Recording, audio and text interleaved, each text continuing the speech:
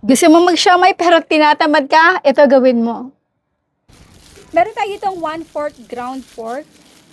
Ito yung tira-tira ko actually sa last recipe natin. Add tayo dito ng carrot. Maliit lang at konti lang.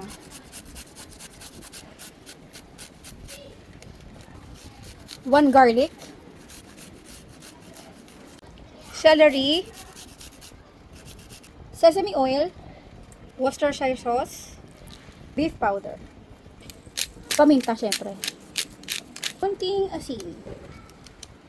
Okay, tapos haluin na lang natin ito. Ganyan lang siya kadali. Kung meron kayong paprika, iba pang mga pampalasa na gusto nyo ilagay dito, okay lang yun. Yan, set aside.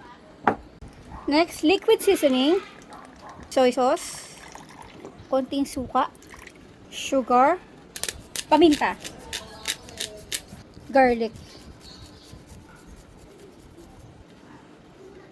At konting tubig. Tan ang sesame oil. At sesame seed. Yun. Okay na to. Nasa medium low heat tayo. Mag-spray tayo dito ng oil.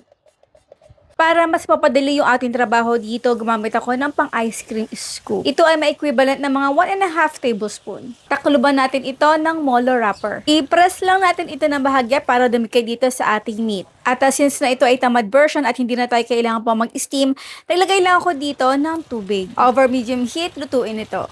Wala pa tong 10 minutes na absorb na yung pinaka-liquid na nilagay natin dito at medyo maraming oil talaga. Tatabi ko lang. At syempre, last, ilagay na natin dito yung ating konting sauce na ginawa kanina. At syempre, kung talaga kayo nanonood, ilang piraso ang nagawa nating siomai pan? Ang inyong sagot sa comment box section. Kain tayo. Bigyan yung loob. Ilalim.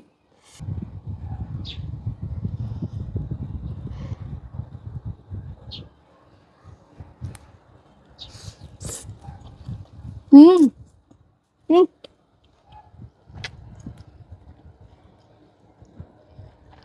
What?